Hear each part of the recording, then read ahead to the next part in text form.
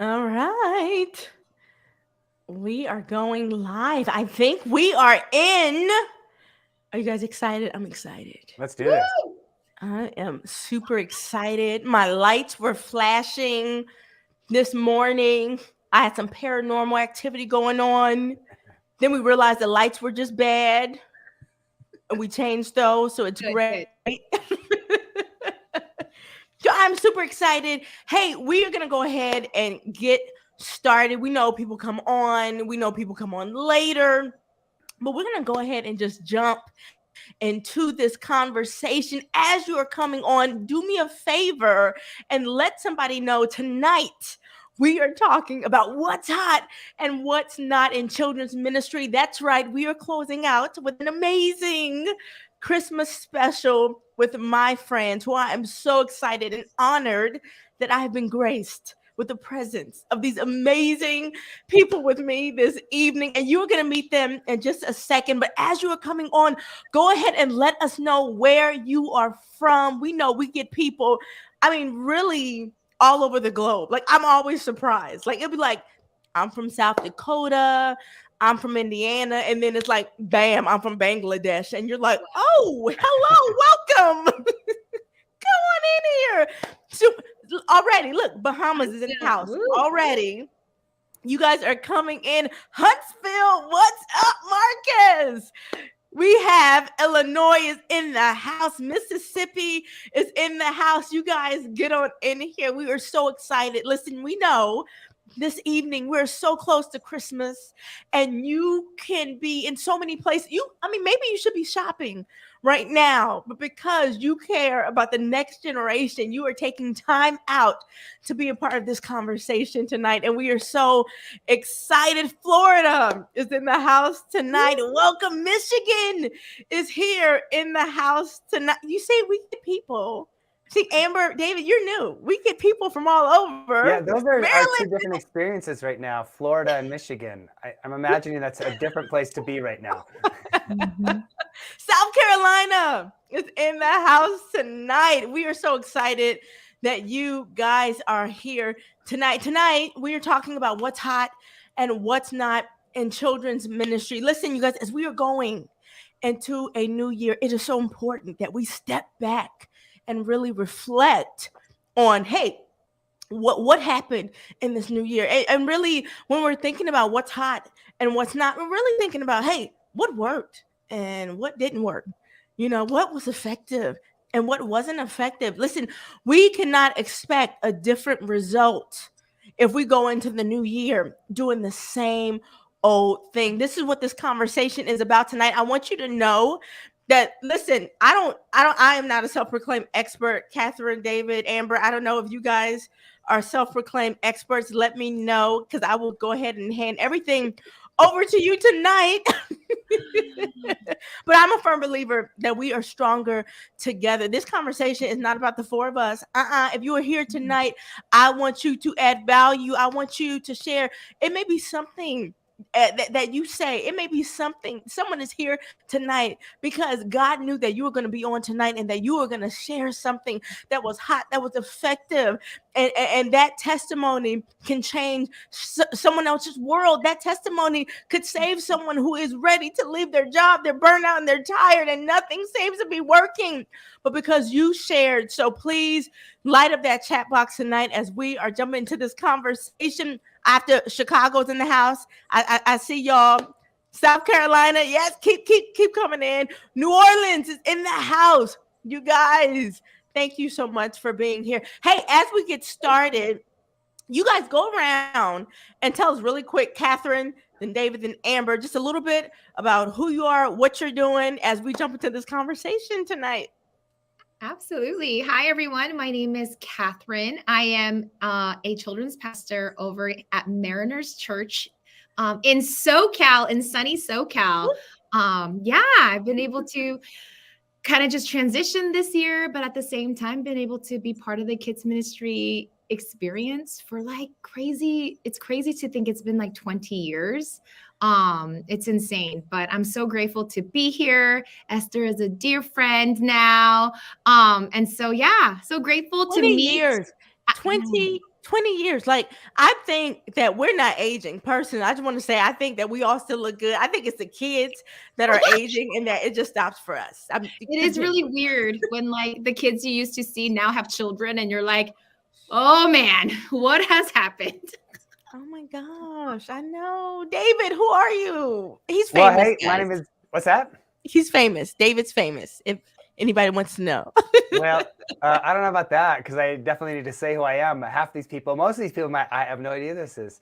My name is David. My wife Tisha and I, we have 4 kids, and we travel across the country and around the world, really sharing the message of Jesus through the art of illusion. And so we are all about family ministry. Our 4 kids are between 6 and 13. So this is really our world right now. I've also served on staff at a pretty big church. And, right now I work with churches on a regular basis, whether it's, I'm putting together Christmas Eve services virtually for some churches. So I work with a number of different churches, and I get to be kind of a first-time guest in 100+ churches every single year. So I have that kind of unique perspective of what do people actually experience when they walk in the door for the first time, and what are kind of some of the good things and the bad things. But that's the main thing that we do is we work with churches and do special outreach events and celebrate your team or your volunteers and love working in kids and family ministry. David, I have to tell you. So we're like, the Morenos are like fans. I mean, of the Awesome. Lasky family, like we are. So one year you were on stage at MegaCon, you were kind of preparing and prepping, and you had said hi to Guy because you knew him off social media. I have him everywhere, and it was so funny. He's like, David just said hi to me. He knows my name. It's because you're rolling with the right people. Yeah, I just kind of took advantage of the I love situation. this kind of Kidmin world. I feel like, you get a chance to know everybody. You go to a conference and you meet everybody, you stay connected. You can send anybody a message on social media. They're probably going to respond. So it's a great community to be a part of for sure. It's a big family. Amber, who doesn't know you? Just in case, let us know who you are. I am Amber Pike. I am a children's minister. I'm an author. I'm the operations director at Kids Matter. So if you've been to the conference formerly known as MegaCon, now the Kids Matter conference, you see me running around in my super cool fanny pack, literally running through the hallways. So yeah, I eat, sleep, breathe Kidmin. That is my world. I'm also a homeschooling mom of 2, and I'm here in my parents' fabulous wood grain room because they have the better internet. Yes. Awesome. Hey, good internet is hot. Bad internet is not. We should probably start off. Right? So internet's not available at my house. It's a hotspot, even though 3 doors down at my mom's house, they can have internet. And I'm like, no. So it's fun. I love it. I'm so excited that you guys are here with us tonight. I'm excited that you all are here and that you are watching us tonight. Let's jump right into this. Hey, okay, so we're talking about what's hot and what's not, right? So what do you think when I say what's hot and what's not? Like what comes to mind? Amber, we could start with you. Let's go backwards. Amber, David, and Catherine, like what floats around in your head? Okay, so are we talking like the definition or like what am I thinking is hot? Where are we going first? What are you thinking? Like, or what's the definition? What's the definition? So what's hot could be, go like everywhere, Amber. Go wherever you want to tonight. It's Christmas. But where I'm going to is the stuff that I'm seeing in the Kidmin world. And then honestly, I'm seeing not good what's hot. So that's where I went, is that the stuff that's really hot is really not good. And I'm seeing it echoed in ministry after ministry after ministry, including my ministry. So yeah. Wow. Go deeper into that. I would Give say us I an can't wait to example. hear more about this. I I know. know. All right. I right now, myself included, know so many children's ministers that are being really, really mistreated by their church. Like, That's good. for instance, getting really, really real. They hired a youth pastor at my church that literally has my job description. And so I have had months of not knowing, do I have a job still? Yeah. And the pastor and the committee are showing disrespect and like not appreciating, not that I need like a pat on the back, but when you literally give your job away to someone and they don't bother to tell you, you read about it in the bulletin. Yeah. And I'm seeing this echoed with multiple people. I have a friend who same situation. She was told to do something or she's let go. No cause, no reason. Yeah. I have friends going through splits, just nastiness towards your children's ministry leaders. And it's hot because it's happening a lot, but it is absolutely horrible because it's church. Yeah. This is the future. We are not babysitters. We are doing so much more than just keeping the kids quiet. We are teaching theology and doctrine. We are raising disciples who have legitimate relationships with God and are making kingdom difference. These kids are making kingdom difference. And we're telling our children's ministers that they don't matter, that they're not doing important work. And that is further from the truth. Yeah. Yeah. One of the sad trends is that in 2020, when a lot of the churches were able to get the government funding and they were able to keep all of their staff, we didn't see a lot of children's ministers getting let go or losing budget, especially in the churches realm. But Amber, to echo what you're saying, I also hear many people losing their jobs, losing their opportunities, or having to really shrink in their budget. And sadly, kids ministry sometimes is the first to disappear in the budget line. It's not hot in my definition, absolutely not. But it is really heartbreaking. But that is the trend when the government funding has ran out, right? And that is no longer available. Yeah. I think that this is, man, Amber just jumps in with the gun blazing. No kidding. What the heck, man? I'm sitting here like, yeah, what's hot and what's not in children's ministry? Okay, so David, I'm gonna throw a curveball at you. Don't you love that when you're like new to a platform and someone just says, hey, completely disregard what I prepared you for? With that said, what do you think that we can do about this? I think that's valid. I'm reading the chat box. I'm reading people saying this is real. I know people and I have colleagues and friends who are going through this now. What do you think we should be doing as leaders? Okay. I mean, because obviously there's a disconnect in order to reconnect that. I just kind of want to challenge you to kind of go there a little bit with us. Yeah, well, first of all, what Amber said is totally true. In fact, one of the things that happens for me when I go and work with churches is I'm just kind of a natural counselor because I'm only there for a couple of days and then I'm gone. And so it's a safe place to share the dirt of what's happening without the worry of what if I tell somebody the next morning in the office. And so what Amber just shared really is happening very often. And so many times it's kind of like a microwave ministry where the most common thing that happens is you get a new senior leader and they have a team of existing people that they've already worked with and they know how to work with them. And so like it or not, you're getting pushed out of your position because they just want to bring the people they want, which I think is a failure of senior leadership in terms of like that senior pastor role, that if you can't actually, connect with your own staff and get to know their strengths and abilities and how well you can work alongside each other, and you would rather just move them for the other people I don't know how you're going to be able to connect with people in your congregation who you don't work with regularly and understand who they are. And so I think most of us that have served as a kids pastor, we don't hold all the cards. Somebody is above us. Right? I don't think I've ever been. Actually, I have been at one church in Hawaii where they pay all of their staff the same. And they really say like, hey, kids pastor, music minister, senior, like we're all getting paid the same. I was like, you're the only church I've ever heard of that does it that way. And they have kind of equal representation at the table. I don't know if it works well all the time, but most of the time that's not the way it is. You have somebody else. Yeah. No matter how great you might be doing, they might just not like you, or maybe they like you, but you're just, they're like, I want to be here 10 years. And, that person's not in the same place as I am. I want somebody who's a better fit for my team. And so sometimes, unfortunately, the truth is there's not much you can do. What you can do when you start looking for a position is never rush that and ask really, really important questions. And know that God's hand is in it. But if you're not going to work well with this team, it's not the best situation to step into. But I also think in your situation, Amber, it's really good to have those open and honest conversations from the start. If you're wondering, to go to those senior leaders and say, hey, I just kind of want to know what is happening here. And again, from personal experience and other stories I've certainly heard, where sometimes those leaders will give us real clear direction and sometimes they won't. And we've all heard stories of somebody who says, yeah, I'm not really sure about this new fit if it's right for me. And then the next week you're called in and said, hey, we'll find a new place.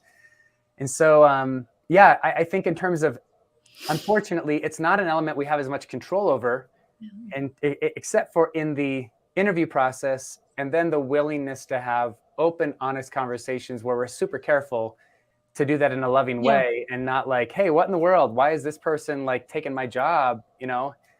So really those open conversations from the start is what helps best than to let it build to a point that you're asked to do something. You're like, well, wait, I wish I would have said something a couple months ago, because then maybe at least you're given a what's working and what's not working in my ministry. What are the things that I need to achieve to know that I'm accomplishing the mission as I serve under my senior leader? And sometimes we just need that clarity from them to know we're on the same page. Yeah. I mean, David, I think that you're right. I think that communication is super important in ministry. I'm going to be the greasy car salesman right now and use the term political ninja. In 2023, I would like to see children's ministry leaders become better political ninjas and really step back, and really, I think that we need to be more more observant of what's going on around us. We need to get to know personality types, and without being too greasy car salesman-ish.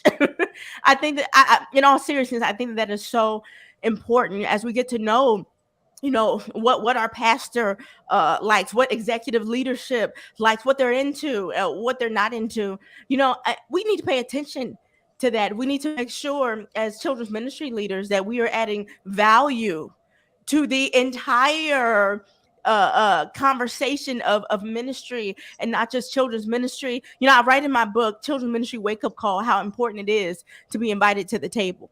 We could be sitting at the table as a children's ministry leader because we're on staff and this is our job, but not be a respected voice at the table. And I think that it is so important for us to step back and see why am I not as respected as this person is? How is this person adding more value than what I'm adding, to senior leadership? And I think that these are hard and these are tough questions, but that we really need to look at ourselves. Catherine, I know you were going to chime in with some wisdom that you're about to pour out on us, because that's what you do. I mean, Esther, not a lot, but a little bit. This year was a hard season for me, just kind of in that trend of feeling whether or not I bring value to an organization, whether I felt that or not. All those things in midst of just the hard work and the pouring out kids pastors and directors have done in COVID. Like, if you talk about pivoting, probably next to like production team going online, kids ministry was that next group of leaders who went beyond creativeness to figure out how to get the gospel to different environments and different age groups. In midst of that, I did have to ask myself a lot of really hard questions. Like, am I genuinely this passionate about what I'm doing? And then number two, did God call me? And if he did, whatever other opportunities, temptations that didn't align with what it is I thought my strength was, which is in kids ministry, as hard as they were to say no to, I had to say no, and then wait for God to bring the right path for me, and be okay. And it still hurts in the transition. I miss my old community. I miss my old friends and all the children, especially. But I can't believe the table that I get to sit in now. I can't believe the leadership position that God has allowed me to be in. I can't believe the incredible provision God has provided for my family and my children. So yeah, I would say in this midst of God really moving people around, that's what I'm noticing. Every church, God is just shifting people everywhere. And while he's doing that, he's really asking our kids leaders, like, what is your mission? right? Are you Yeah. clear on your mission? Do Yeah. you know your skills? Do you know your giftings? And do you also know your weaknesses? That's one thing I Yeah. really discovered in this season. Oh, wow. That is a lot of sin that I'm dealing with that I have to lay at God's table. At what point did I ever think that ministry was mine? And if Yeah. it was this painful, there's a part of that sinful side of me that held so tightly onto that, right? Yeah. So really still to this day, every second surrendering my assignment to my calling, it's a Yeah. hard thing. Yeah. I think, you know, and I want to share this because if you're watching tonight, you know, I think once again Amber went in with guns blazing. You know, I love that. I love that. No, because you have people who come on, you know, and we're not self-proclaimed experts, you know, but people come on, share with me. I want a quick fix for what I'm going through, not realizing that we go through the same, you know, type of situations. I want to share that we had a conversation earlier on in the year. It was a great conversation, and it was entitled "The Heart of a Pastor." And we had 4 amazing senior pastors who kind of came on to really share their hearts, because there is a disconnect. There's a huge disconnect between children's ministry and senior leadership. To act like that doesn't exist would be a lie. It would be a tale. But I remember Pastor Kelly was on from Pathway in Pathway Church in Texas, and he mentioned a statement that stayed with me, and it was so profound. And he said, I asked him, what would you ask us as children's ministry leaders to do? What do you need from us? And he said, communicate, communicate, communicate. I remember it so vividly. And he said, I need for you to share with me what I do not know. I am carrying, just like you are, the weight of the world of this ministry on my back. And there are things that are going to fall through the cracks. I'm not going to be able to research. I need for you to come with me and share the statistics. I need for you to come with me and share with me openly about what breaks your heart. Break my heart with what breaks your heart. And I think in children's ministry, sometimes we struggle having those confrontations and those important, courageous, I'll say, conversations with our senior leadership. It's so much easier to kind of go in and try to stroke egos and to make them feel good and to kind of step on eggshells a little bit. But I think it's so important that we communicate with them, that they know where we stand, that they know what's going on with the kids, that they know what is killing us on the inside and what's hurting us. And we need to make sure as children's ministry leaders that we are doing our homework.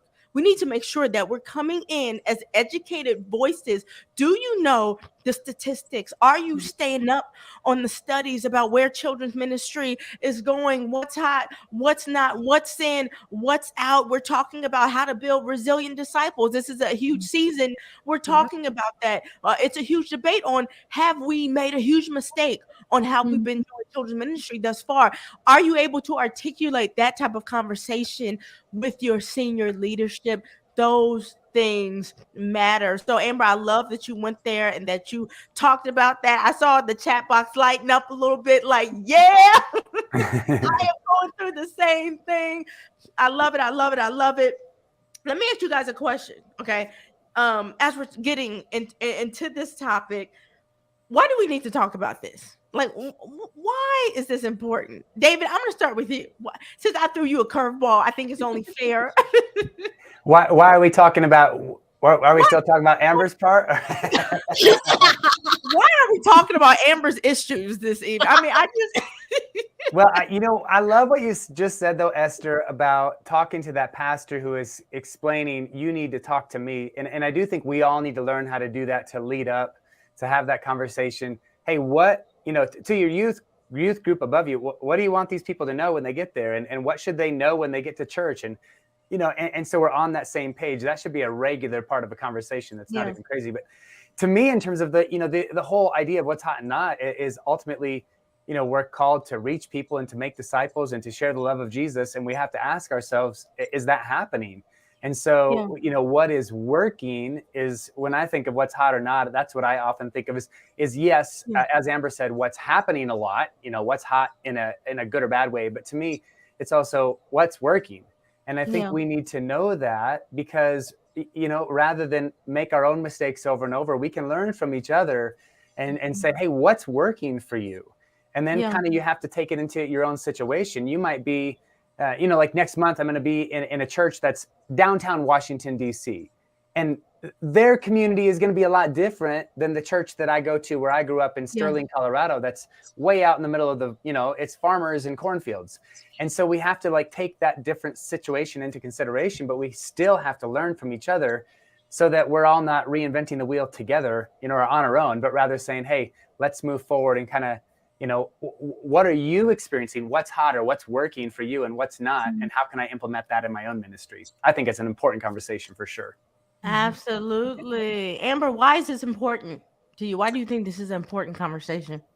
So we need to stay relevant. So you can look at, okay, trends and all of that, what's hot, but it's really, we need to be relevant to our kids, to our ministry, because we're not called to your ministry or that ministry down the road. We're called to right where God has placed us. So we need to be paying attention to what is working, what's not working, the problems we see. Because if we continue to do the same things and expect it to always be successful, it's not.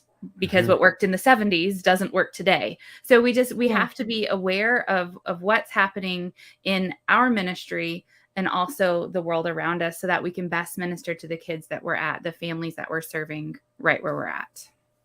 I love that. Catherine, chime in. Why do you think this is important? Is this important? It's so important. I mean, for me, for two reasons. Number one, I hate recreating the wheel. It makes me insane to be like, it already existed and we have to start over. Yeah. And then having a conversation allows me to kind of, if someone's already started it, then I can, copy and edit versus having to start it all over. Number two, I think for me, the reason I love kids ministry community is like, I don't feel alone. Sometimes leading is very lonely. It gets lonely just because you're in a task and you feel very many times that, you got to go on a weekend. But when we talk about it with fellow kids leaders that are wanting the same things, you feel less lonely.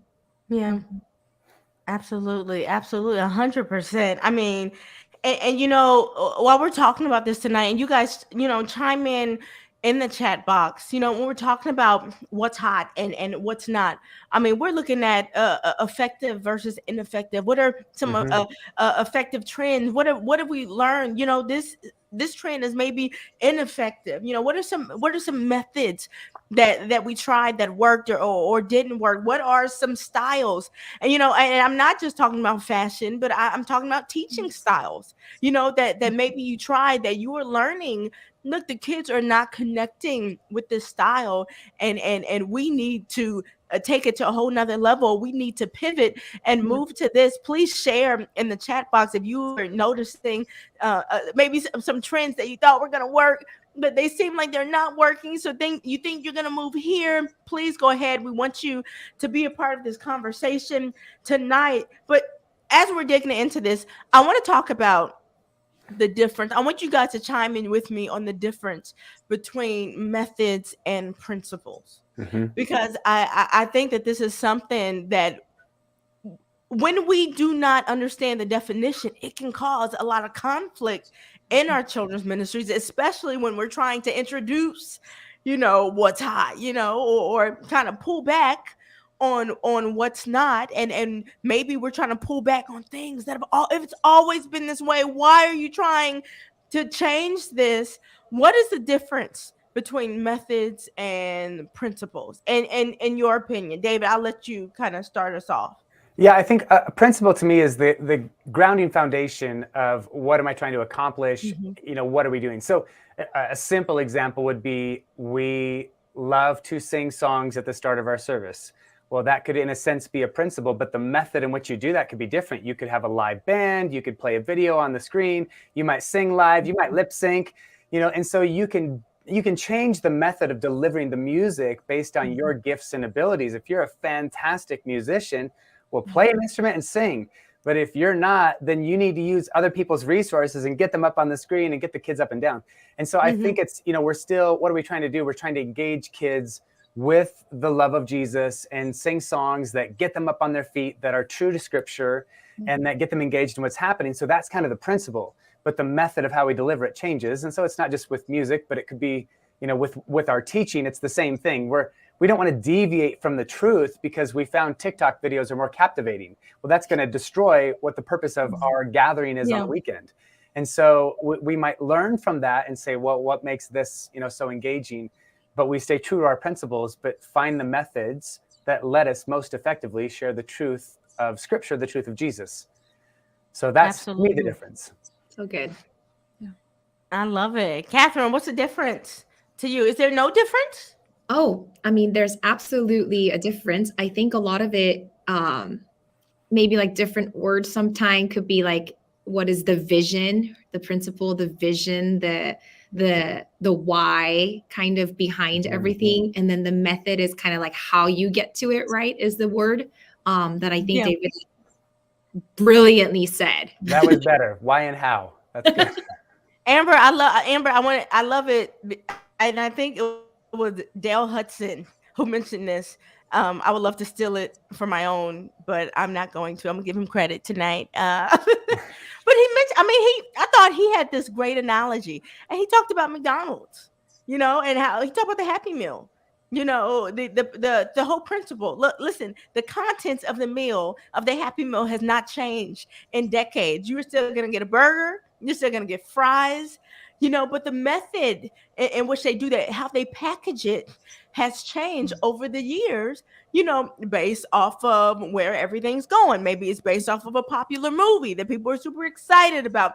Let's change this method. Let's make it more exciting. Let's throw in a toy, to get them even more into these Happy Meals. But the content of the meal has not changed. It is still not just about a burger and fries. It is still about Jesus in children's ministry and making him known. So Amber, I want to ask you, since you just jumped in so easy on what's hot, and I love in the chat box how people are engaging. Listen, I want us to go there for a second because I saw something that was so good. Here's a question. And she says, I'm curious. Listen, I don't know if it's a she or a he because it's not showing me your name. They're like, I'm a man. Listen, I'm curious. Do your kids K through third grades respond better? And it says love, but I think you're trying to say live storytellers or video stories. This is such an incredible question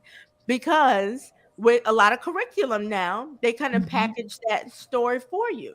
In your opinion, let's talk about what's hot. Amber, I'm gonna let you go there. What's hot and what's not? How do you think about live stories versus those video presentations that are already prepackaged for us? Yes and no.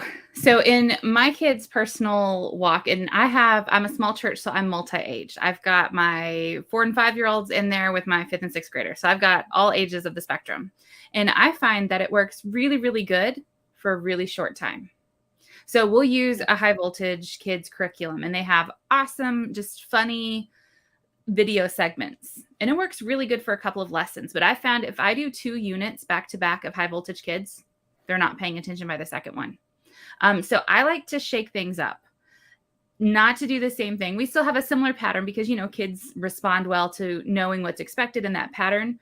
But I don't like to do the same thing because I don't want them to disengage. So if every week I'm showing a video that's doing a bulk of the teaching, if it's not effective, if they are really squirrely and they're not listening and they're literally climbing the walls, that's my cue for this isn't working and we need to shake things up.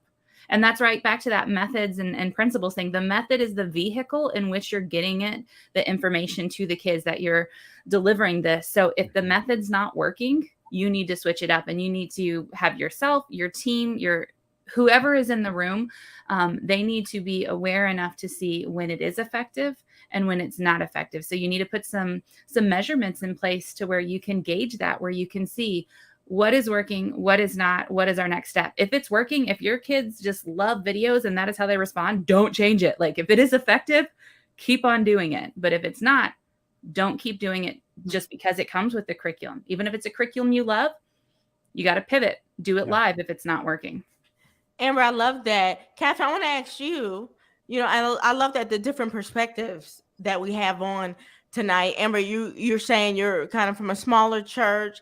Catherine, you're a part of a bigger church context. What do you think? I know, David, you've been a part of a bigger church context. What do you think when it comes to that video presentations and telling the story versus a live teaching? Yeah, I remember like one of my favorite quote always is like, things fall with the leader, right? Everything rises and falls with the leader. So to me, it always depends on the storyteller. If you have an incredible storyteller that has great theology, because then that gets really not good, but understands great theology or has the content to great theology, and then is understanding age appropriateness, understanding what it means to engage children in storytelling, then it's absolutely effective.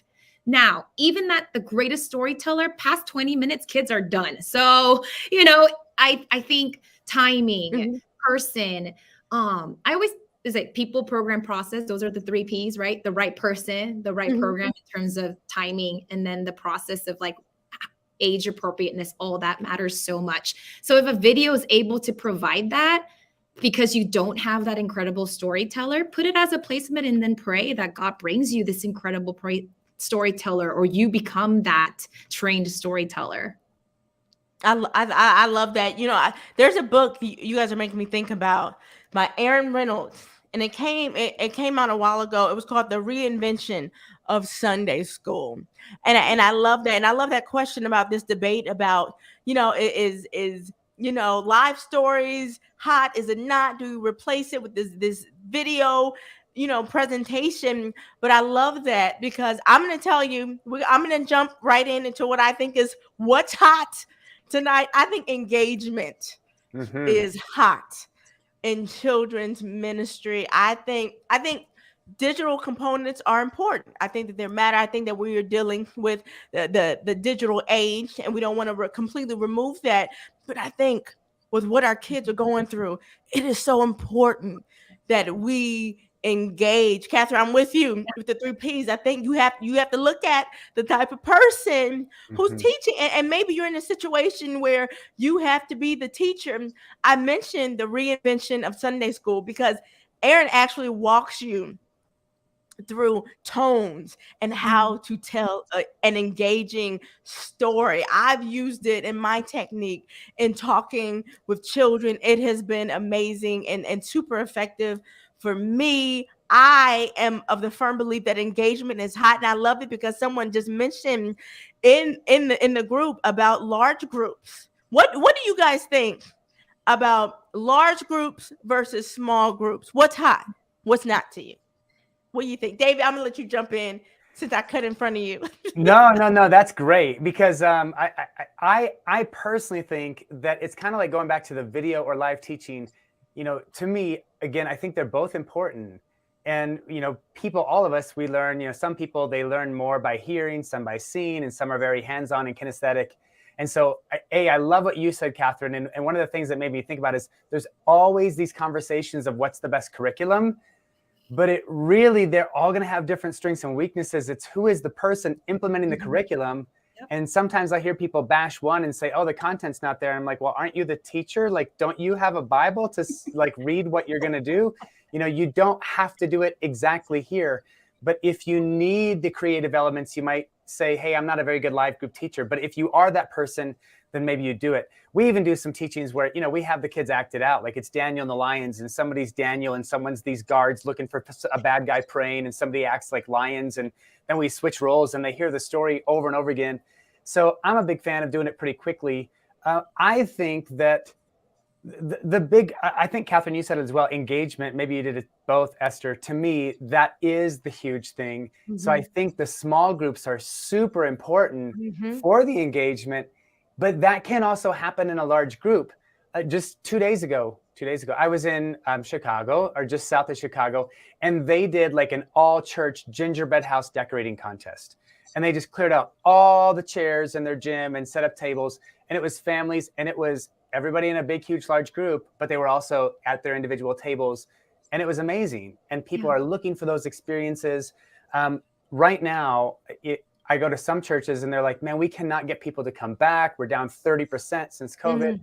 And I go to others and they're like, our church is exploding. We are up 50%. Yeah. And usually the key is how actively they're really engaging with their community, stepping out of the walls and like, I want to be a part of this. And like that person put in the chat, again, mine just says Facebook user, so I can't give credit where credit is due. But we appreciate you being here tonight, Facebook user. Right, absolutely. But I think those small groups, like one of the things that we see over and over again, kids and adults, is we're all craving connection. Yeah. So we're so used to a digital world where you observe, but you don't interact. And so seeing that person that mentions small groups are working for us, I have seen that over and over again. I do think both are important, that you need that feeling of being a part of something, that large group, but also the small space. And so don't be tied into the large group has to last 40 minutes. It might be 10 minutes. You sing a song and do a funny skit to introduce it, and then you're in your small groups. But I think they're both really, really important. But engagement, absolutely, right at the top. Yeah, and I mean, 100%. You know, it's something we do. Well, I do. Maybe I'm being disobedient when I'm put into a small group as a leader, but I may be telling on myself tonight. But sometimes, you know, I feel like we're pressured we got to stay completely with the curriculum and completely stick with this. And I love this because I learned this from a good friend of mine, and she would say, hey, we're going to take some time out and we're going to have some small group time and we're going to talk about our high lows. And you would say high low, you know, and it just meant what were the highs you went through this week, and what was a low that you went through this week, and just seeing how the kids were opening up. They were hungry for that engagement. They were hungry to tell, you know, their leader, listen, I was really nervous about a test this week, but it was such a high because I ended up getting that B, and I worked really hard and I was nervous. I thought I was going to fail, or even dealing with a bully. There was a situation and a kid was mean to me, and that was kind of a low, and really being able to minister to them right where they are with what's going on with them. And then, you know, when we got out of small group, we would just return to the large group and we would return to the lesson and to that curriculum. But I think moving forward, we shouldn't feel afraid sometimes to kind of push back, so the kids have that opportunity for that engagement element, whether it's during midweek service, if that's something you have, or even on a Sunday morning. I have found that has been super effective in getting kids involved. Amber, Catherine, chime in. What do you think? I'd like to chime in because it is so important for kids to feel connected. So whether you're doing it in large group or small group, however your church dynamic is, every child needs to have at least one adult that knows them. More than just your name and allergy info and your sticker on your back. They need to be known. They need to know that someone loves them unconditionally, because these kids coming out of COVID, or some of them still in that, they're hurting. They're hurting for human interaction. Some of them, the family dynamic is falling apart. Our kids are hurting and they need to be loved. And it is not ever a waste of time for you to spend 10 or 15 minutes of lesson time connecting with those kids. A leader, at least one leader, needs to connect with them. They need to feel that they have a person that they can go to, that they're loved, because when they have that bond, that brings them to church. That opens their hearts and their ears to listen, because, well, I respect this person. I'm invested in this person. So I'm going to listen to what they're going to say from up front. And I'm going to want to be here because that person wants to see me. I'm going to feel loved and I'm going to come. So it is so important. Other than teaching them Jesus and the Bible, they need to be loved. Those are honestly hand in hand the most important thing you can do as a children's ministry leader. I love it. 100% connect. Catherine, what do you think? What's hot? Tell me what's hot. I mean, just like adults, kids are not going to listen to you if they don't have a relationship with you.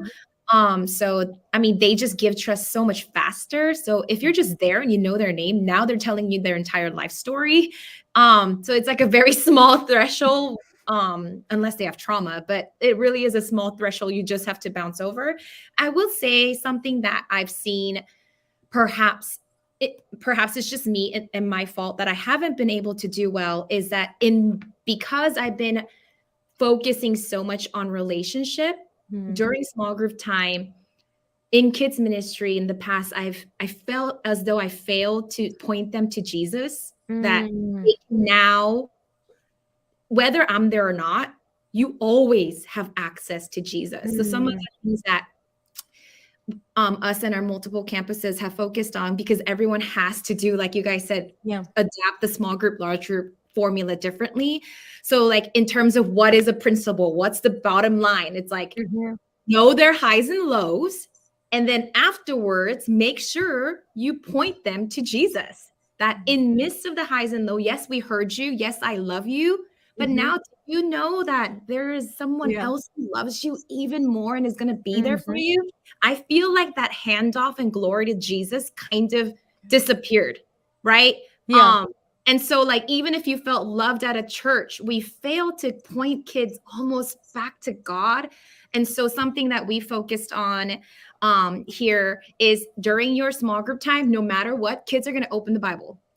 You're going to touch it. You're going to smell it. Because as you share the highs and lows, we're going to say, hey guys, look, you're going to find answers and truth here. So whatever that look like, whether it's through prayer, whether it's through just Bible studies together, even with our preschoolers, they can't read yet, but we just said, hey, as you're going through highs and lows and talking to the lamb doll that you brought with you, hey, do you know what this is? Just to help them, point them to Jesus in of their like behavioral character, all those things that they're learning. Yeah. Catherine, I think that training is hot, you know, and I'm saying that because I feel like for some of our volunteers, they have a heart. They come in and they want to serve and they want to point, you know, kids to Jesus, but some might be intimidated because they don't exactly know how to do that. And I think that's why it is so important to train, to equip. And I think in children's ministry, historically, we are so known to put warm people to fill a slot. If you're willing to be flexible, we need help here. And we drop someone in here. Thank you so much for helping. And we throw them into a spot, but we don't necessarily equip them. So even if they get into a situation to really, I mean, amazing opportunity to minister to a child and to point them to Jesus right where they are, they might get kind of stuck. So even training and how do you present the gospel to a child who is struggling? How do you connect that to their real life and what they're going through? I think that is so important, which is why I think that training and equipping is so important. It is a model that Jesus obviously modeled for all of us. But for me, I think that is super hot. I'm going to jump right into it. I want you guys to throw at me, what do you think is hot? We are moving into 2023. What do you think is not? Let's go there. Ready, set, go. Awesome. I'll jump in. You know, I think that there's and again, it's really kind of what we covered to begin. What's hot is experiences, and that is starts outside of the church. Actually, Forbes magazine just did this big article where they were saying after World War II, all everybody wanted to do was get a house in the suburbs and drive a Cadillac and, you know, join the baby boom movement. And everybody was just doing that. And, you know, almost everybody started buying TVs. Well, now the millennial generation, who's raising most of the kids in our kids ministry, they are all about experiences, and it's not about that stuff. And they're watching these people that are in their 70s working at a grocery store and thinking, well, okay, I'm not sure I want that path, or how do I, you know, enjoy life now? So they want experiences, and that's why we see the rise of Uber and Lyft and Airbnb, and all these things just only get more popular because it's that shared experiences. And they want that in the church too. So those same volunteers, they definitely need training, but sometimes we discount the fact that they're not just signing up because they were guilted into it. They're looking for community too. They're looking for their place to be connected. And so I think that experience as a whole is really, really hot. And when we create a community where people can have an experience, but part of that, obviously, most importantly, is an experience with Jesus Christ and understanding who Jesus is, that to me is amazing. And that's where these people are getting really engaged, where they're like, oh, wow, this is like another shared experience, just like that Uber we share. This is a thing in our community. And so I think the more, and we just kind of all said it in different ways through engagement and experiences, that to me, I think is really hot. The churches that are saying, okay, how do we create shared experiences like the whole gingerbread house thing I just talked about. When I Yeah. see those churches doing that, those kind of, hey, your family can do this together, that seems to be hot in the world, and we can implement it in some way into churches as well. And Yeah. I would say that is really hot, like doing family stuff together, not Yes. necessarily kids in silos, like a whole family experience. I have noticed that too. Absolutely. Family experiences are hot. Yes. But ignoring that is not. Did that And make sense? just I'm not sending sure. the resources to families is not. When we're just sending stuff, that's not as effective as when we're creating something that families want to do together, an experience that they're making. Yes. They're learning about Jesus while they're doing something together, and it's adding value in their life. That's hot, but just sending a pack of resources is not as hot anymore. Yep. What do you guys think about technology? What do you think about digital technology? I mean, is it how we use it? Do you think that's going to change in the future? Do you think that we're using it in the right way? What are you guys thinking about that? Come on, we live through a pandemic now. We can all say that we've all lived through a global pandemic where we consumed with digital technology. Is it going away? Is it staying? What do you think? I don't think it's going anywhere. No. I think it's here to stay. I think it's going to get faster more than anything. Like content is going to get shorter and shorter, which also leads to people's like attention span getting shorter and shorter. Our children's attention span is going to get even shorter and harder to teach one way. So I love what you guys said in that even in kids ministry, whether we have them for 60 minutes or 40 minutes, it has to be cut into so many different pieces because our kids have such a smaller attention span now.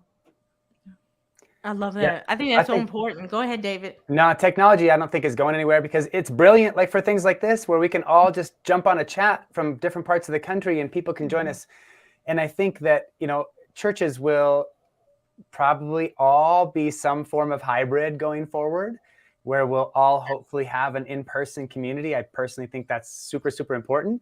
I also understand that some people still aren't there yet, and that virtual community, and going back to how much families travel and go about, they expect to be able to find your website and listen to a podcast or live stream the service when they're gone. I think those things are probably not going away. But at the same time, those family experiences we were talking about do create an element that draw people in more and more. So yeah, technology is hot. It's not going away.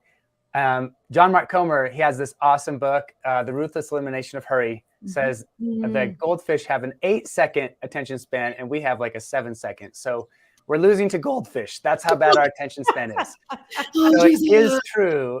Technology is changing how we have to stay engaged with people. That is for sure. And it's not going anywhere. Did we lose all our Facebook people because we were longer than 7 seconds? Right, exactly. At least there's like multiple things to look at though. So maybe that helps. What about parental engagement? I mean, this is a huge thing. We're always talking about it. We need to partner with parents. We got to partner better with parents. How do we do that effectively moving forward as we're going into 2023? Parental engagement is hot. How can we do this? Help us tonight. Amber, I'm gonna let you take it. All right, I'll take it. So it's a challenge. They're oversaturated with digital right now. They get so many emails and texts and groups from school. I have parents that tell me, they're like, I don't read any email you send. No offense, but there's too much. COVID had a lot of parents change their priorities. So church is no longer a priority. Sports, ever increasingly more schedules on church days, which didn't used to be the case. And it is tough to engage parents. I'm seeing like with our teens are the ones that are making sure that they're at church and their parents aren't there.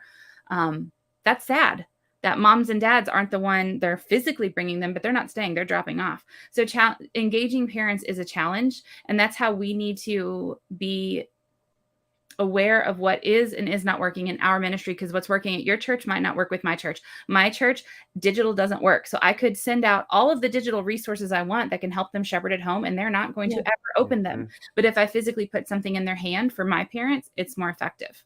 So it's realizing, how are your parents engaging the most? Is it creating shared experiences that you do at church? Is that working?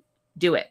If it's putting things in their hand, do it. If you need to post on Instagram and Twitter and send an email and a Facebook message and a carrier pigeon, do it. Like overdo everything, because not everyone is going to respond in the same way. But it's just really figuring out what works for your people. How are you getting the bulk of them engaging, and do it. And once something works, do it again. Yeah. And I love that. I mean, in the chat box, it says that exactly what you're saying, that since COVID, my parents just want to drop off their kids and run. But I also love this comment here: parent workshops to help parents develop a spiritual plan for children. I think I think that is a great idea.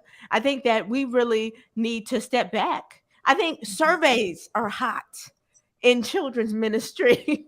I think not knowing where your parents are in their head and what they're going through is not. And I think sometimes we miss out on so much because we don't ask, we don't find creative ways, to get the information that we need from parents. What are the parents going through? What makes their heart beat a flutter? What are the issues? I think getting to the heart of that will help us to better connect with our parents. I'm a parent.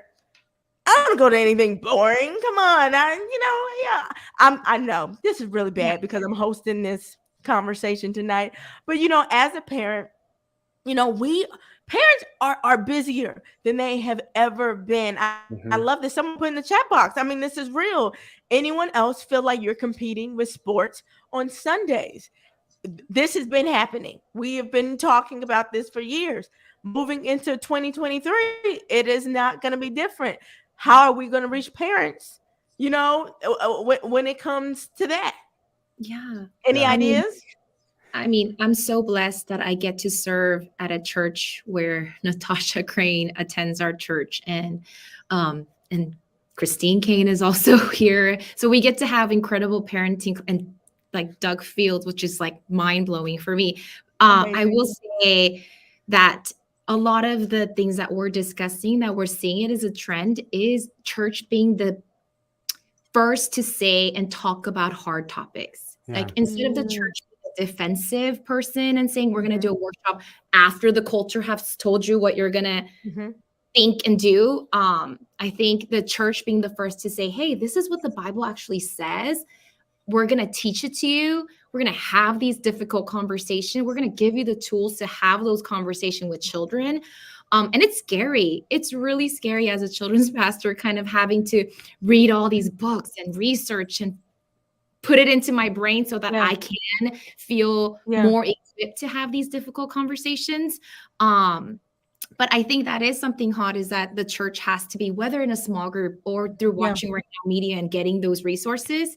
It's so crucial for the church to be the one to initiate and be on the offensive side in doing these workshops or classes, and then taking more of, instead of taking a back seat. Something specifically that I was able to do, because I'm so blessed that the parenting doesn't technically fall under me. One thing that in kids ministry we were able to implement is once in a while we will align the series to the parents. Cool. So what they're learning, the kids are learning.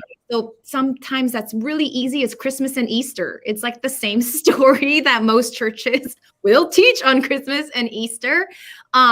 So we work hard to align with what our parents are learning and encourage them, hey, you're learning the same thing, thus have that conversation. And then hopefully that encourages them to be to feel confident to have those conversations with children. So that's like a new thing that, I don't know, I love trying and doing. I love it. I love it. I love in the chat box, it says go to the games and do church. Shake it up a little bit and stop complaining and go to the games.